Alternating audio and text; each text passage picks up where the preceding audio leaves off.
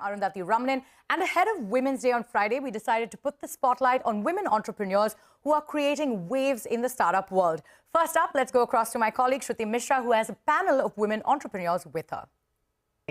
On our Women's Day special, we now put the spotlight on the Mompreneurs Show, launched by leading D2C mother and baby brand, the Moms Co. It is an in-market reality show aimed at uncovering India's top mom-led startups. And to talk to us about their experiences and their businesses, joining me now are the three winners: Pooja Goswami, director, Ramjad Geno Sensor; Jyoti Bhardwaj, she's the founder of TFit; and Sonali Sarogi Singh, the founder and CEO of Feed Smart. And to tell us how the Mompreneurs Show is empowering and mentoring mom micro-entrepreneurs from all corners of the country, also joining us is Naya Sagi, the group co-founder of Good Glam Group and the CEO of Good Community. Ladies, welcome to Startup Street. Now, before I talk to the winners and know more about the ventures, Naya, if you could quickly talk to us about the kind of impact the Mompreneurs Show has created. Also, what is the big idea, the larger pain point that you're trying to solve? Sure, Shruti. What a pleasure to be here. We launched the Mompreneurs Show exactly 6 months back, and it's been quite a ride. The show was launched with the whole premise of, the Moms Co is in service of for every mom through every change. And, when we launched it, what we realized was that 73% of women actually drop out of the workforce after they become mothers. And entrepreneurship for them is actually the most tenable career option because it affords them flexibility with financial freedom. But in doing so, when we were looking for platforms at scale that were supporting mompreneurs at scale, we weren't finding any. Right. And that was the genesis of the Mompreneurs Show by the Moms Co. In the last 6 months, Shruti, I'm super thrilled to tell you, we've actually discovered and had more than 1 lakh mompreneurs from all across India register on the Mompreneur platform. So it's been a process, I would say, of two outcomes in general.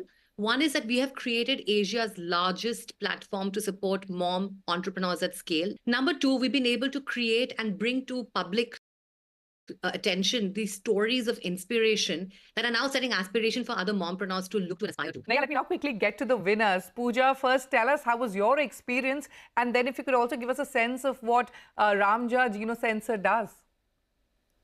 Thanks a lot. Thanks a lot for this question. Being in this journey, being in the Mompreneur Show is itself a very different and unique experience where we have discussed our issues. And I always wanted to be the part of these kind of places and platforms where I can just inspire other women so that they can also continue this process, their experience. Ramja is basically doing a solution for the society.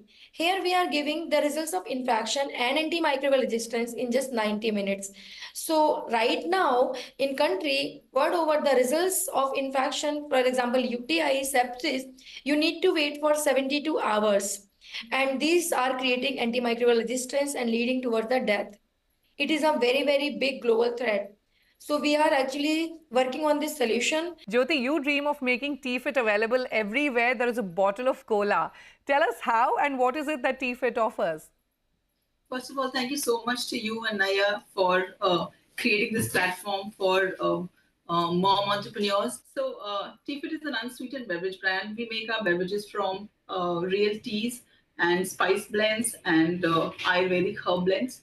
The proprietary formulation ensures that there are no calories or sugar or any alternative sweeteners in our beverages. It's my dream to make TFit available everywhere a can of cola is or a can of energy drink is. And I am more than confident that that's what Indian consumers have been looking for. And more than that, that's what they truly, truly deserve. All right, coming to you now, Sonali. You started Feed Smart with a goal to feed India with a cleaner and healthier version of ready-to-eat and, of course, condiments that we regularly consume. Elaborate more on that. Hi, again, thank you so much. It's a great platform and very happy to be here. So, I've spent about over 13 years now in F&B and I've also had a very volatile relationship with food myself as a big consumer. So I feel that the foundations of nutrition are formed at very young ages, right? At a very, very nascent stage, kids start to develop habits that is flown from the top from their parents and what they are exposed to at school and other events. So to be able to build a strong nutritional foundation, we cannot take away the joy of eating products like ketchup and chocolate, right? We just have to give them products that they absolutely love to eat and that are healthier and 100% clean. And that's the mission that we're on. It was lovely hearing all of your ventures and the business ideas and the business models that you've created. Naya, coming back to you, while the three winners have got the financial aid they were looking for, what happens next? Do you continue to handhold them? And is this just the beginning? Will you be looking at launching season 2 of the Mompreneurs Show soon? And how do you plan to empower women entrepreneurs?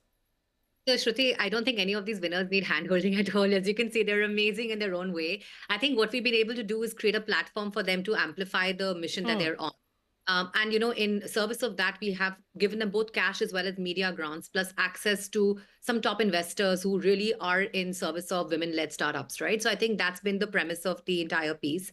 The second thing we've done, of course, is given them access to top mom leaders as well and mom entrepreneurs. Going forward, what's in store for the Mompreneurs Show? I mean, the first season has just been, I think, incredible, right? I mentioned more than 1 lakh registrations. So the need was latent, the need was there.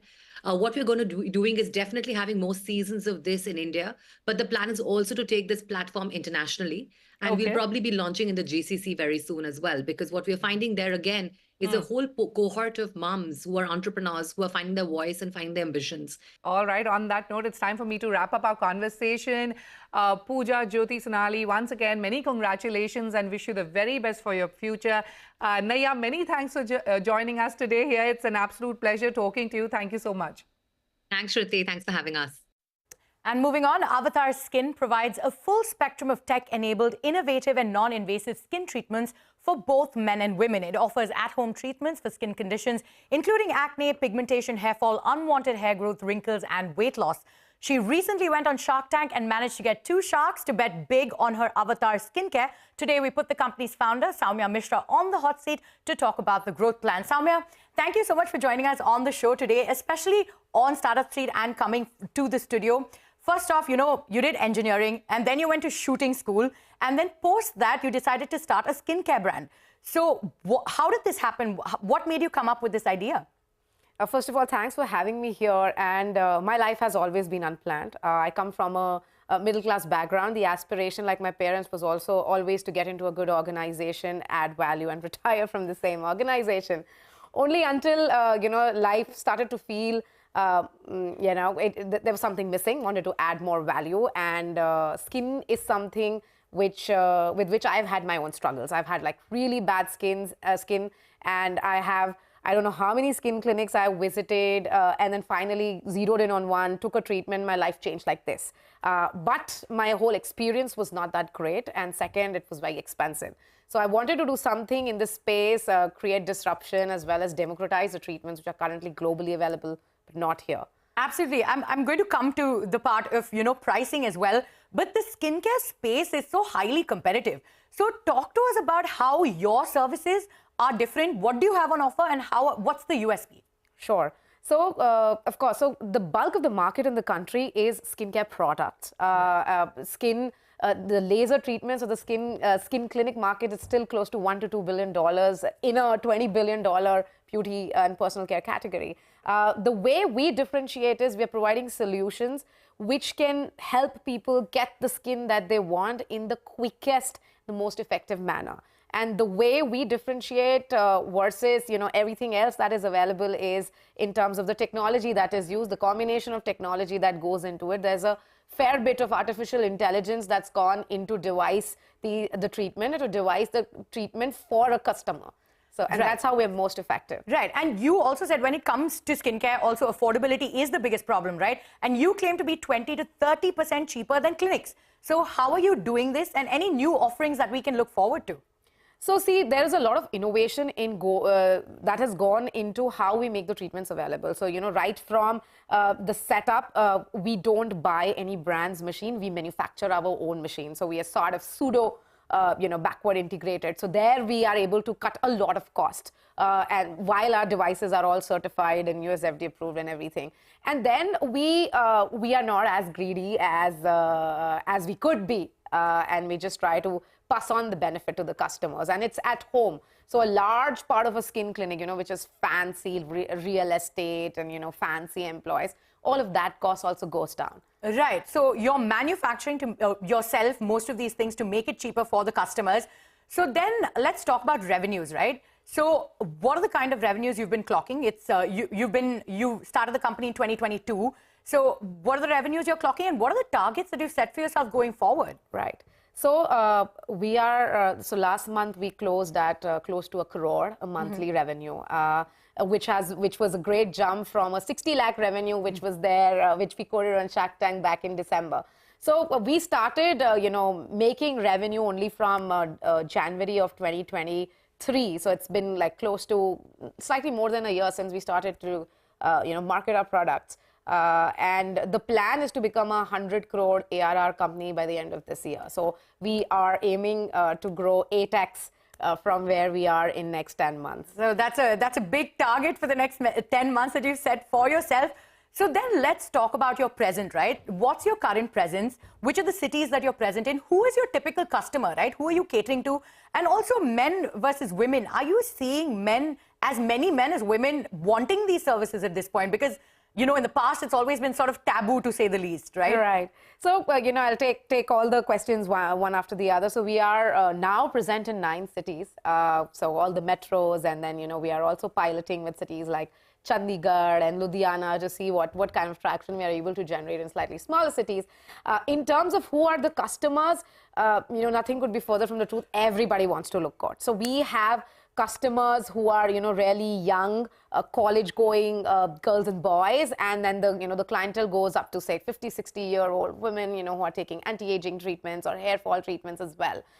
Coming to your point on men, I am really jealous of the girls of the current generation because, their boyfriends and partners seem to care. So we, Tinder, I think, has a big role to play, in this segment. Every Friday we have so many inquiries from so many boys, and we suspect that, they're preparing for something for the weekend or for a holiday. And we see a lot of interest, be it permanent hair reduction or, treating their skin issues. Men have become way more conscious than they used to be when, we were going to college. So everyone wants to look good in this age of social media, which is so true. So the men as well wanting these treatments. So speaking about treatments, both men and women, what are you seeing the most traction for? Which services of yours are people wanting the most? So there are 2. So one is permanent hair reduction, which is a very good replacement to waxing. For both men and women is just off the charts. And then the second one that we see a lot of traction for is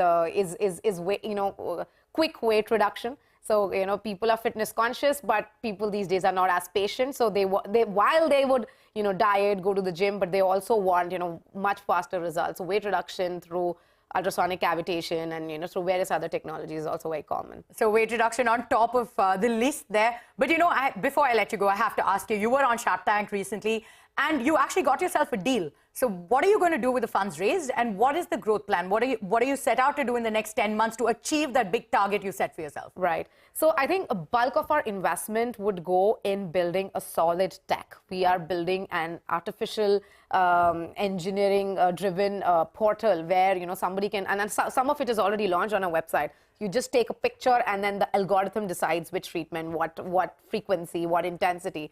So a lot of investment would go into tech. Otherwise, operationally, we're profitable. So just tech and team are the 2 verticals where we'll be using the funds for. So lots of tech and on the team, that's where your funds will go, and you're operationally profitable, which is great. All right, Soumya, we're completely out of time, but thank you for taking your time out and coming here and joining us before Women's Day. And we wish you all the best going forward. Thank you, and the pleasure was mine. Absolutely.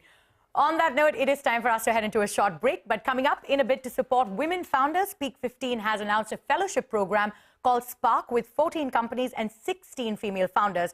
We get you a special conversation with its managing director on the other side. Stay tuned.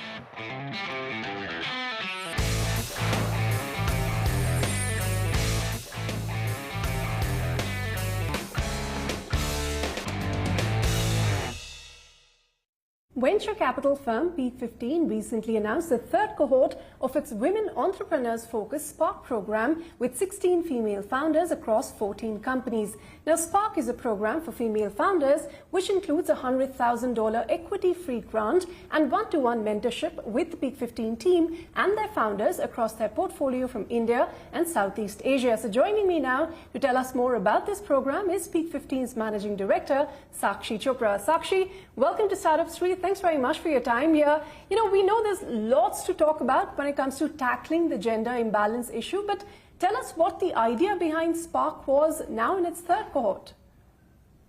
Hi, Ritu. Thanks for having me on the show. I think tracing back, to 2021 when we launched this program, the idea was to plug the gap in the founder ecosystem and have higher representation from female founders. Okay, Peak XV doesn't really take any equity, any board seats, nothing in these 14 companies that you've now identified, for instance, in this cohort. It's a no-string attached $100,000 grant each, right? Tell us what stood out about this particular cohort. AI and healthcare seems to dominate. That's right. So, in terms of just the sectors we look at there, we focus on a few core sectors, which are software, fintech, consumer, and healthcare. And also there is an index on some of the more emerging sectors, and AI is one of them. We have over 5 companies in this cohort that are building in AI. Anything particular that stood out about this particular cohort, Sakshi? Yeah, absolutely. So first is just, the diversity across sectors. The second is, we have a very healthy mix of deep operating experience. So there is a mix of first-time founders and second-time founders, all coming in with anything between 5 to 6 years of operating experience.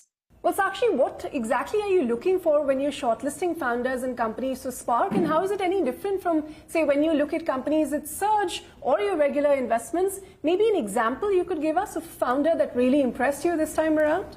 A couple of selection criteria that we keep in mind. The first is just the deep operating experience some of these founders have, and we validate that through deep references that we do. Second is women using tech in their respective businesses. And the third would be, I would say, just the sheer ambition level of these founders, the dent that they're looking to build in their respective industries. So I would say these are some of the 3 selection criteria top of mind for us. Maybe to highlight, a founder that we have in the cohort, she's Dr. Renita Rajan. She runs a dermatology clinic in Chennai in India. She's been in the industry for a couple of years and has a very nice, successful practice. Having said that, she has chosen to be a part of Spark because she wants those leadership skills which will allow her to scale her business even further. Sakshi, through this exercise, if you take a step back, what are the unique challenges that you identified which were specific to female founders, just to give us a sense of the kind of obstacles they continue to face even in the year 2024? I would say some of the challenges the founders face at the very early stages of company building. One is just sheer loneliness. A founder's journey is extremely lonely, and hence having access to founders who are in a similar stage of company building, similar to theirs, is a huge benefit for founders, and that's what Spark aims to provide them. Second is, mentorship, access to mentors who have seen scale, who've seen the 0 to 1 journey. Sakshi, before we let you go, just a quick word on what your sense for 2024 is, because, it's been a tough past couple of years with the funding winter and whatnot. Is the risk appetite coming back? Is AI going to be the big theme again this year? Just the key trends to watch out for. There is no funding winter for smart founders, and for smart founders, especially building good, solid businesses. And in terms of themes that which would be interesting, I would say the core themes continue to play out, and some of the more prominent or dominant emerging themes would certainly be AI. All right, Sakshi, it's been a pleasure speaking with you here on CNBC-TV18. Thank you very much for your time here today. Thank you. Okay, on that note, that's all we had for you today on Startup Street. Thanks very much for joining in. From Arundhati, Shruti and me, it's a goodbye and thank you for watching.